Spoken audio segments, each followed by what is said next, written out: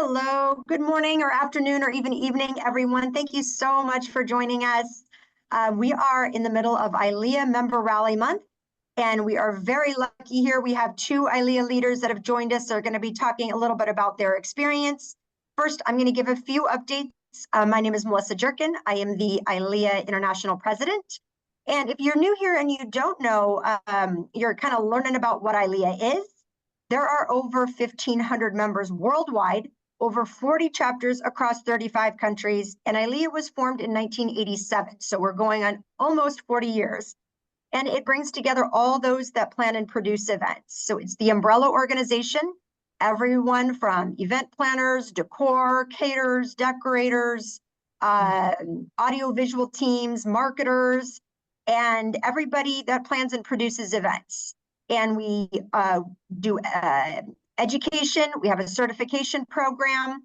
We've got an awards program. So there are many different prongs from learning and connecting. And we'd love to have you join us. And this is the perfect timing right now. During this ILEA membership month, you can join. It's just about, I think there's 12 or 13 days left of the month, which we cannot believe we're almost here upon the holidays.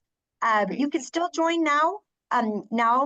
Before November 30th, and you get $50 off of your membership fee. It's normally $375, it's $325, which is basically $27 a month. So you cannot go wrong. Love to have you on board, and you can just pop over to our website and type in the code FALLFEST24 to get that discount. And now, without further ado, I'll turn it over to why you joined this call in the first place. Is to hear from these amazing leaders. We are so fortunate today to have Judy Belcher with us, CSEP International Past President 2016 to 2017, who has decades of ILEA experience. And joining her is Johanna Holm, Napa-Sonoma Chapter President, who also has significant experience to talk about through ILEA. And she is going to be interviewing Judy and kind of sharing some tidbits about their experience and their career. So I'm going to turn it over to you both. Awesome. Good morning. Hi, everyone. We're so excited to be here, and you're getting a very special coast to coast edition of ILEA. So I am joining everyone from beautiful Napa, California this morning. It is a gorgeous time of year. And I'm chatting with Judy, she's on Eastern Standard Time. So you've been up a few more hours. I have, yeah. How are things in Boston? We're preparing for a, what are they calling it? An atmospheric river here in Napa. So can you send it our way, because we are in a drought right now. So we're waiting for that to come across the country, and we desperately need some rain over here in Boston, New York, all up and down the East Coast. So we're waiting for it.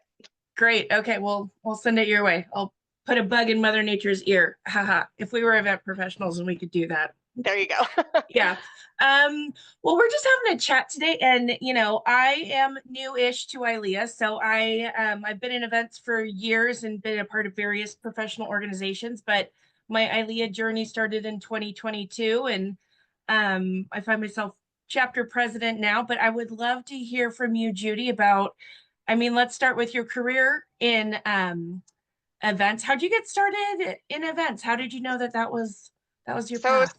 It was kind of by accident, but I don't know if it was by accident. If you go all the way back to when I was growing up, my mom always said that I was the one, that wanted to fold the napkins at the dinner table and to plan where the place cards went on the dining room table for all of the holidays that we did and things of that nature. And my parents did entertain quite frequently, and I always found myself being involved in that. But I actually went to school. I went to Boston University, and I went to school to become a French teacher. So I had no designs or desires to become an event professional. Didn't even really know back then in the early 90s that it was a profession that you could go into.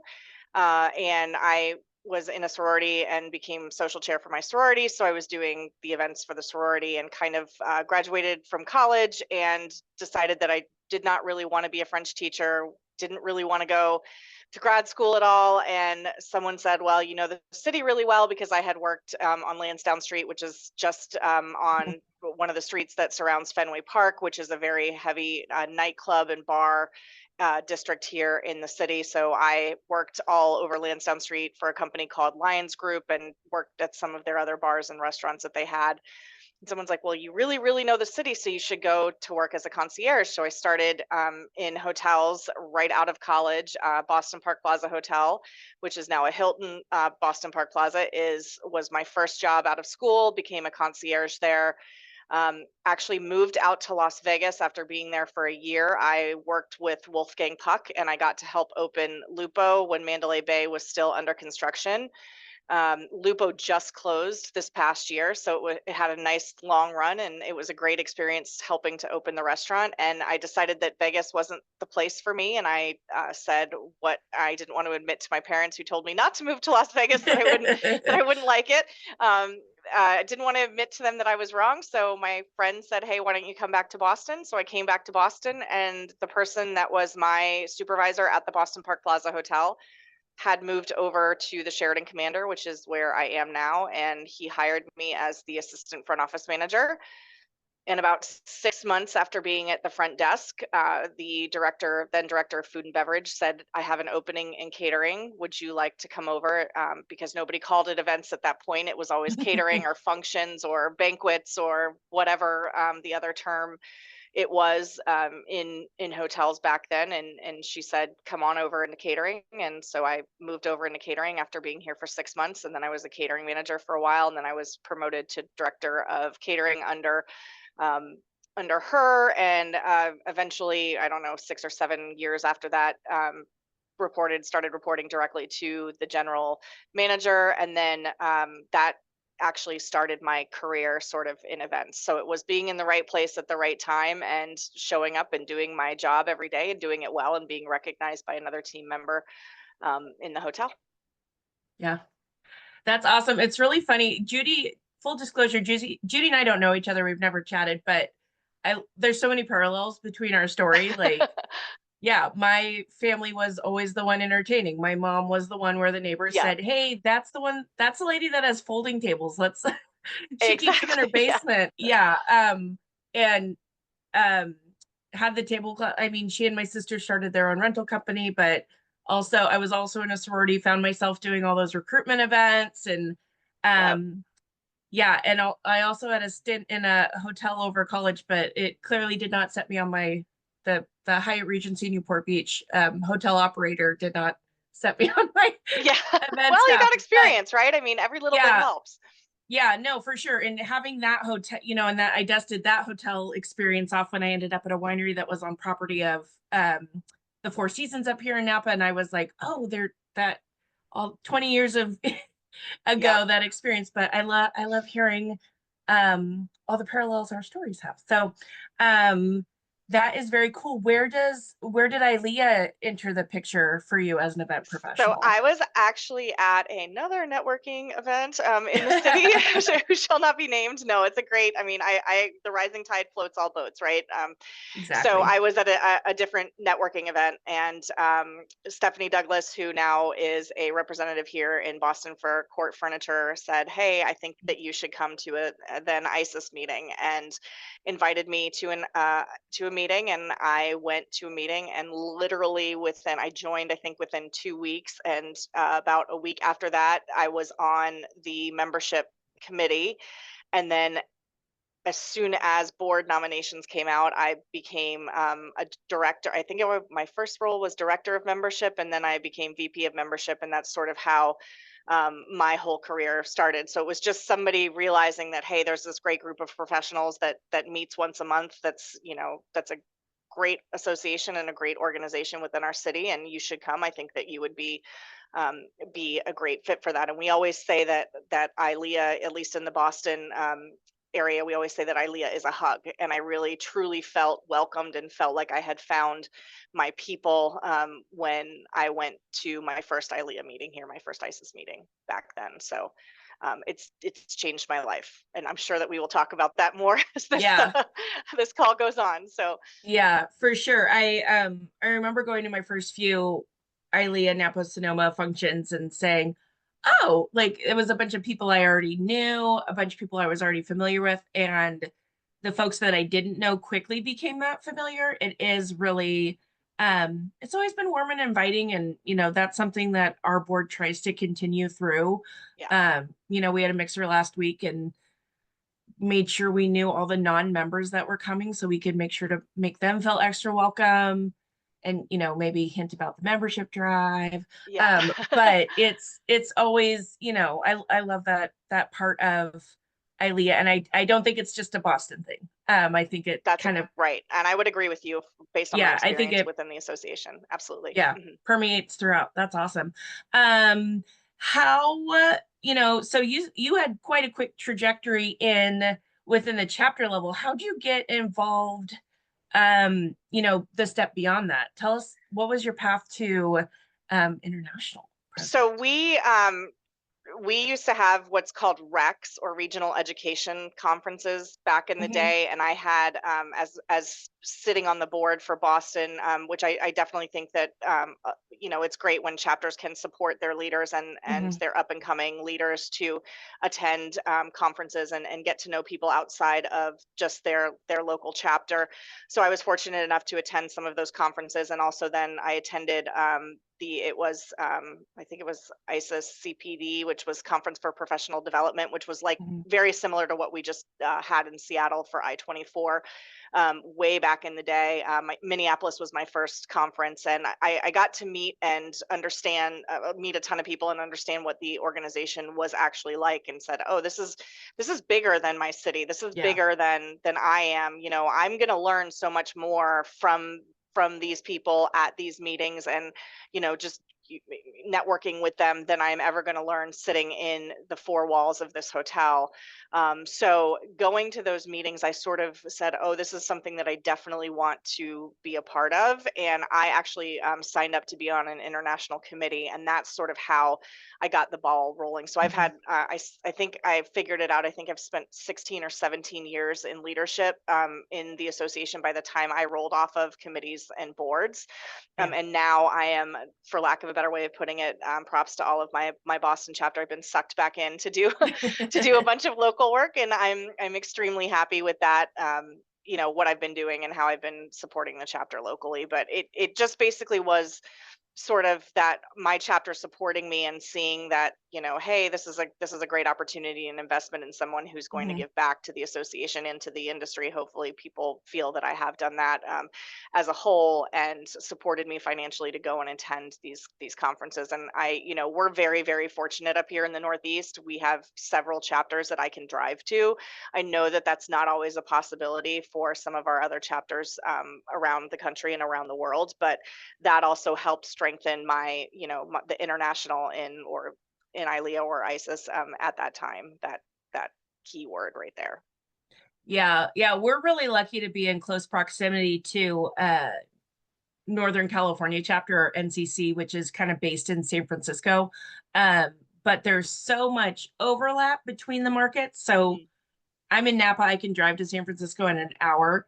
There's a lot of overlap in the markets, but throwing an event in Napa Valley is very different than San Yeah. Francisco. And um, we just kind of learn and collaborate with each other. There's still, vendors service both Hmm. areas. And that's one of the things I've loved this year, especially, is working so closely with our neighbor, kind of like our sister chapter. We're doing a joint mixer in January, and that's hearing all those stories of how you can kind of plug and play at any other chapter in any Yeah, other market absolutely. has been really exciting. And I know a lot of folks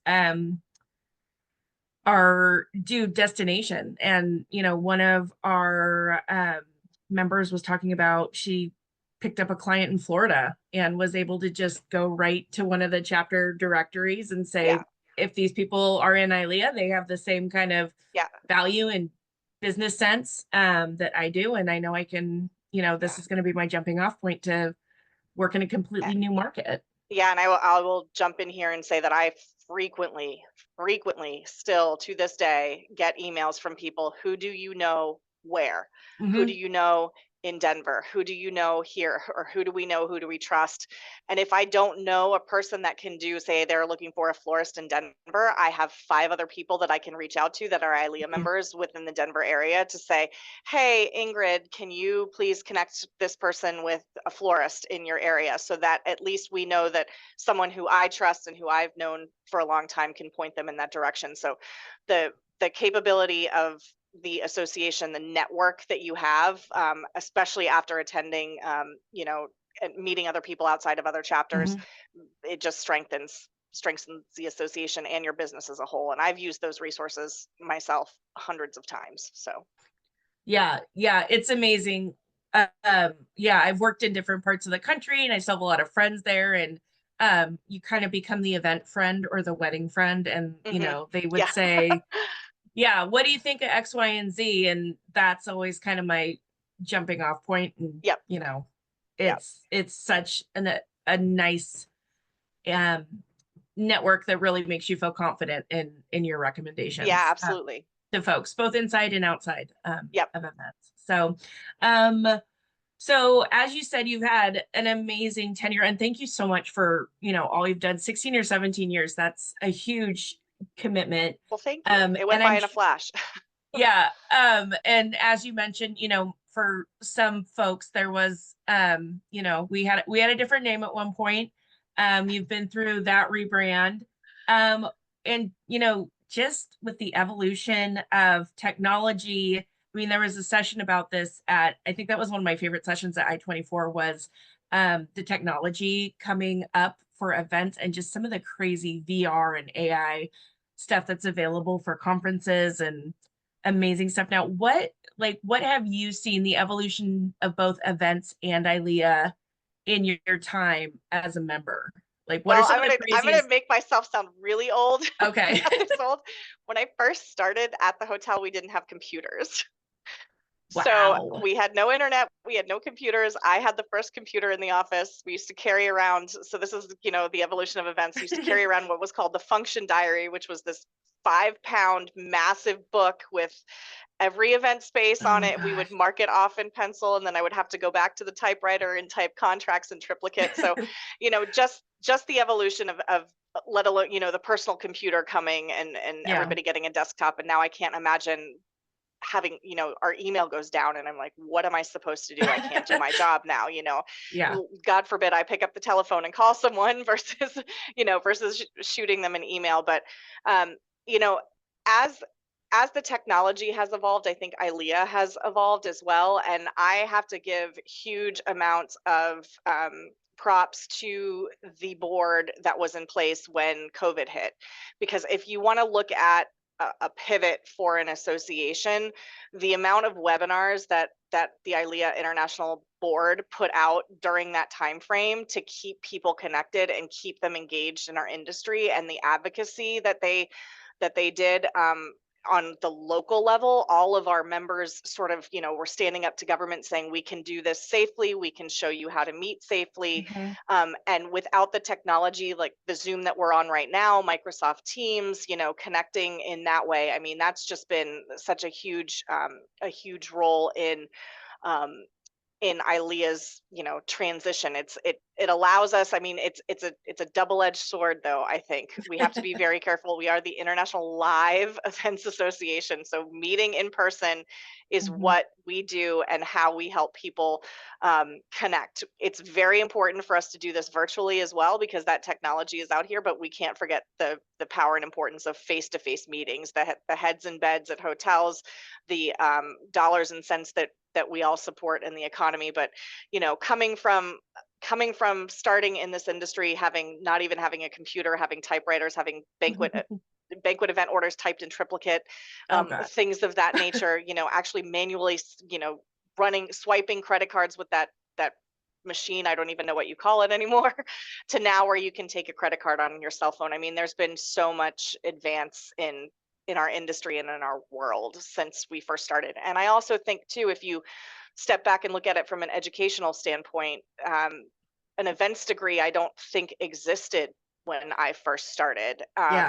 And the numbers of colleges and universities that now have not only masters but doctorates in events, doctorates in, you know, marketing as events as part of marketing, so that has changed and evolved. And so now, instead of, you know, seeing people come out and you're just hiring for personality, now you're actually looking for, do they have a skill set that they've learned in college and that they've, you know, potentially interned for to be able to jump in more head first and sort of start working as soon as they're out of school. So Yeah, that blew my mind. I was like, this is an option, the events degree. I mean, I always knew that Auburn University had a good one, and then to see them kind of pop up on the West Coast. I had a friend who was an event planner say, "Oh, my intern, she has to do it for her major." I was like, Cal Poly yeah, had, and I'm just really excited to see the kind of talent that's going to come out, yeah,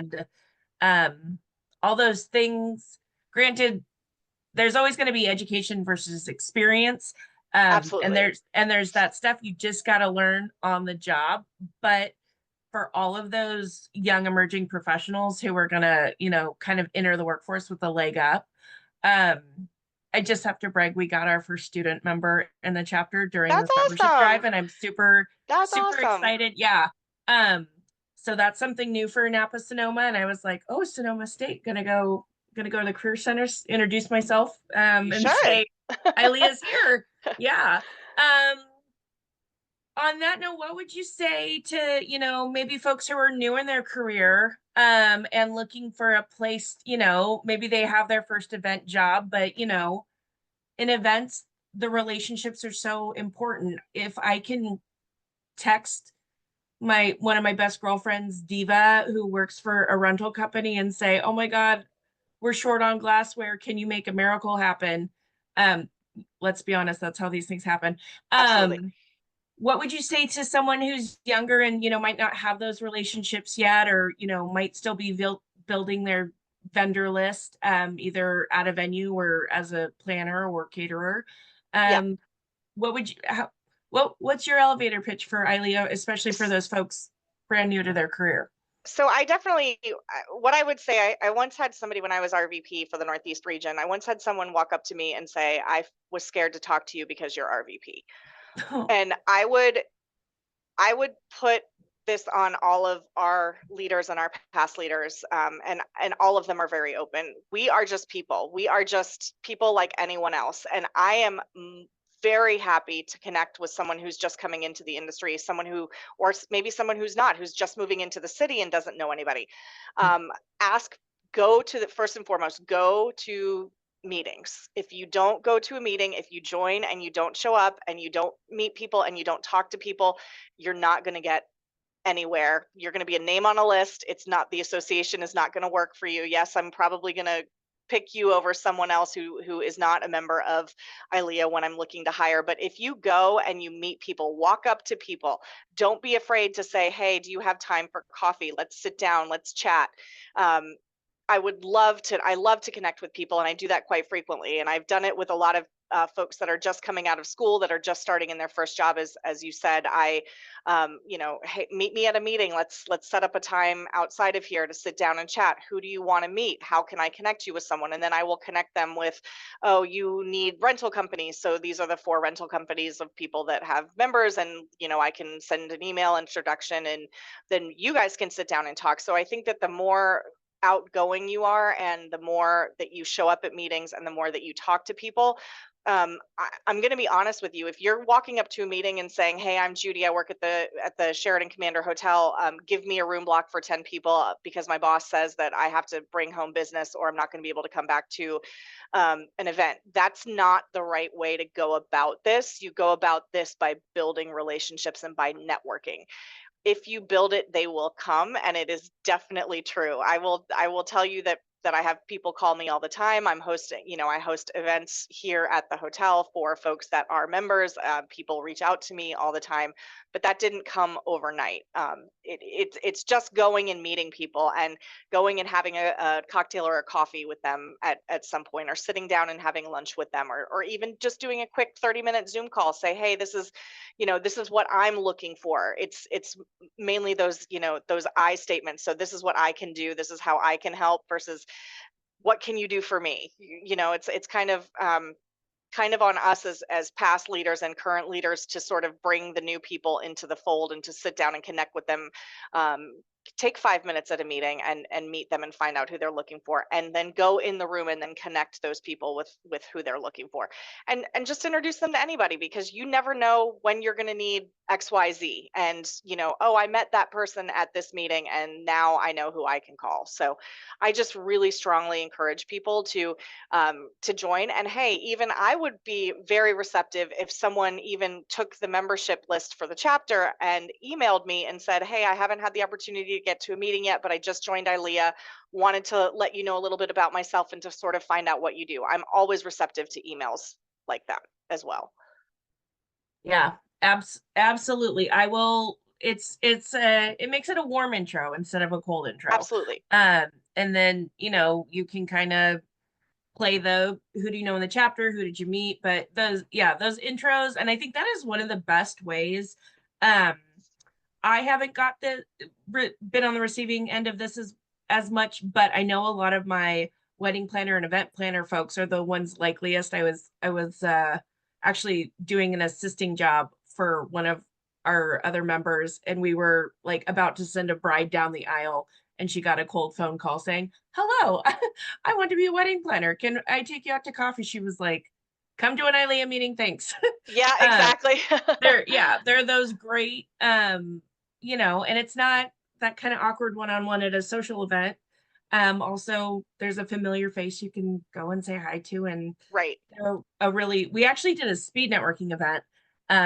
Shout out to our VP programs, Betty, and Paradise Ridge Winery, but it was like speed dating, but we sat and I got to talk to 30 people in an hour. It was amazing. And yeah, some of them were my ILEA homies. How are you doing? How are the kids? But other people I had never met yet. And it was so great to get that 2-minute, even if it was just that 2-minute before the next bell rang.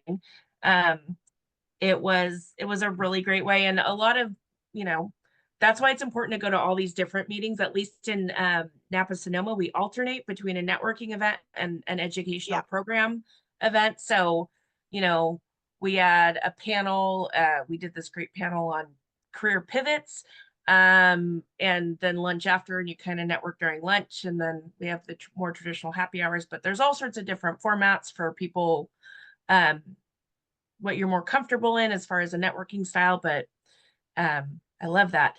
For those folks who have just joined, who are taking advantage of the membership drive and joining and new to a chapter, what would you recommend as far as getting involved to kind of, my committee work, I joined right away.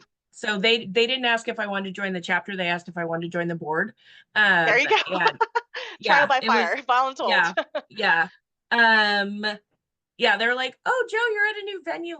It was one of my old contacts, Lindsay with Lovely Day Events, says, oh, I'd love to come see your new venue.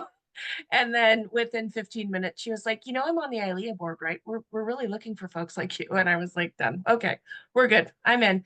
But that committee work, I think that's huge. And someone actually brought this up on our panel is, I might not have worked an event with these professionals, but by volunteering on the board with these professionals, I hesitate to say vetting them, but I was like, oh, so-and-so always replies to emails. Their timelines are amazing. And, their aesthetic is, it's just another way to interact with these professionals that you can give them your stamp of approval when you recommend them. How, Absolutely. What's been your experience in that arena? So the best way, in my opinion, the best volunteer role within a chapter board, if you're first starting out, is to ask to sit at the registration table. You are going to meet so many people that way. You're going to meet every single person that walks in the door. You get your own personal networking right there to say, hey, I'm Judy. I just joined. Welcome. What is your name? And that way you get to learn people's names and you see their name tags and what company they're from. And so that's a really, really great way to sort of dip your toe in the water. Another great committee, which is, I'm very partial to membership. I love membership. I love talking to people and getting people involved. So that was also another way to really get to know people and to get your name out there more, because most membership committees, they have some sort of outreach before every single meeting. So maybe they'll divide up the chapter list and say you have to email these 20 people or whatnot and invite them to the meeting personally. So then that way you're getting to know what everybody does, and that way as well. But I always say that you get out what you put into it. So if you know, and I'm going to reiterate this again, if you just sign up and you don't get involved, you're not going to get anything out of it. I'm not saying that every single person that joins ILEA has to get involved in a committee, but it is a great way to expand your network, to as you said, to let people see what you can do, what you're capable of. And it's also a great way for me, it was to learn things that I don't know. So I get 400 questions, hotel and events within hotel related.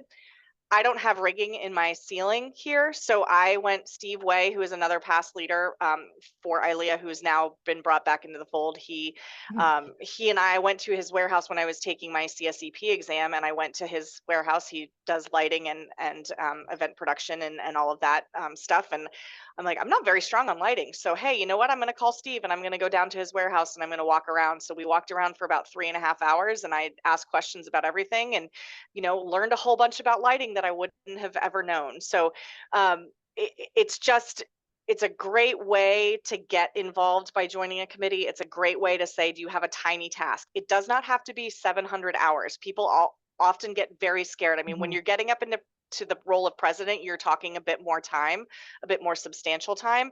But on a committee, you can ask for, can I have tiny tasks? Do you need something that's going to take 5 minutes? Do you need me to stuff name badges before everybody comes in to the venue? Do you need me to make 3 calls to see if people are going to show up to the meeting next week? So it's the little things that add up, and it's the little things that will ingrain you more into the association and ingrain you more into the industry within the city or the region that you're in. Yeah, absolutely. I worked registration last Thursday.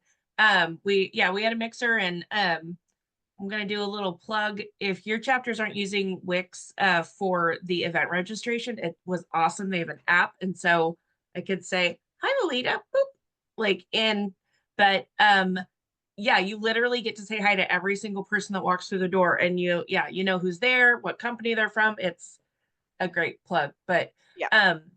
Yeah, and being on the ILEA board, I am learning all sorts of, I had done a little bit of freelance. Now I'm full-time freelance, but being on the board has taught me how to use QuickBooks. Because there I'm you using go. it for, See, you wouldn't have known that. yeah, I'm using it for a chapter. I've learned all about small business insurance. All this stuff that I've had to do for the chapter is actually helping educate me as I'm jumping into the next step of my career.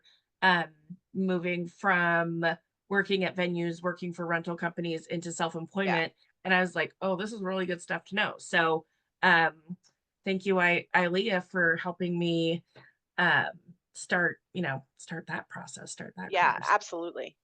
I mean, when we changed the name, that was probably the biggest education that I got, which is how much actually has to go into changing the name of an association. So that was a very big eye-opening event. And then I know Jody Collin, who I was her president-elect, so she was president when we actually changed the name internationally, went through a name change shortly thereafter at the university that she worked at. So all of the education that she received from the board, she just translated to her job. So it does help. I mean, it really does help getting involved. You learn things that you think that you're not going to need to know, and then all of a sudden it's like, oh, we are going through a name change here now. So now you have all the skill set in the background. Yeah, that's been another interesting thing, as talking to our board has quite a few sole proprietors, like event planners, and getting to talk to people who are like, well, I've always been self-employed. I haven't had coworkers. I haven't had to consult a team. And,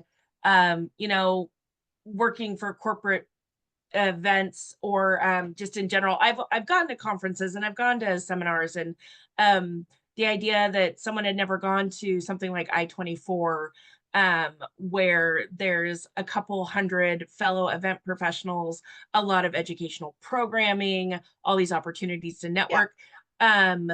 unless you kind of send yourself to those and find those out within your industry, that might be new to someone. And ILEA's given folks that opportunity to do that. Yeah. So And I'm it's just a quick plug for Cater Source and TSC. I saw an email come out right before we great. got on the call here Yeah. that ILEA does have a big presence within Mhm. that conference as well. So if you're looking for a conference, it's taking place in February. And who doesn't want to go to Florida? I mean, it's going to be nice Especially in and warm. It's going to be February. beautiful in February. Yeah. So yeah. Yeah. So that is another great one. Cater Source. I mean, I haven't been to it since it was in Vegas last time I went. But another, you know, it might be big and scary to go to those things, but knowing that there's like an ILEA education day ahead of time and knowing that we have a great big presence there and you'll be able to find some familiar faces, it makes the world feel a little bit smaller, which Exactly. is really nice. So we're just about to wrap up our chatty bit, I think, before we open for questions. But what, we kind of talked about the past and the evolution of ILEA and your career evolution. Where do you think the future is for events? And you kind of hinted at it when you said we need to remember the L, the live. Yeah, I think that right now, uh, up and coming, and I don't know a lot about this, but AI is definitely going to play a huge role in what we do moving forward. So how are we going to incorporate that in, and what are the pitfalls for our industry? I'm already seeing some of the programs that I work with on a daily basis incorporate that into the technology. So that's going to be a huge game changer. It probably already is a bigger game changer than I realize right now. I think that, the association will have to flex and pivot and figure out how the technology fits within the live portion of what we do, and what the balance is, between being live and this was definitely COVID shined a light on this. What's the benefit of being live? What's the benefit of being virtual? So, and how do we as event professionals react to clients who want to do hybrid models? How do we react to clients that want to be fully virtual? And how do we teach them that the face-to-face is still important? So there's a lot coming out. I mean, I think a second grader probably knows more about computers now than I do. So there's a lot, a lot of new technology that's faster, and we're just going to have to figure out where the association fits within the changing world of that. Because there's more technology, I think, invented in my lifetime than there was in the past 100 years before us. So even in my time in ILEA, we've obviously, if I didn't have a computer when I first started, we've definitely come a long way to where now I carry my computer in my pocket and I can make phone calls and navigate the globe with it, which couldn't have done 30 years ago. So awesome. All right, and last question, since it's the shortest, ILEA in one word for you. Family. Love that. All right, I think that was a great one to end it on. And Melissa and Logan, I don't know if we've got some questions in the queue, but let us know if there's any questions out there or anything we want to expand on with Judy. Hey everyone. I think, I'm not sure if that QA is functionable, but this has been so amazing. Thank you both for joining us. Great discussion here. And thanks audience for joining on the call. Love to have you aboard ILEA and our ILEA family, as Judy said. You can jump on over to our website, ileahub.com, and learn all about what we're up to and how you can join now before November 30th. I'm already advancing us to June. trying to get through 2024 first before we get over 2025. But lots of really exciting stuff on the horizon. And as Judy mentioned, we will be at TSE. So hope to see you down there at the end of February in sunny Florida as well. Thank you all very much for having me. Thanks, everyone. Have a great day.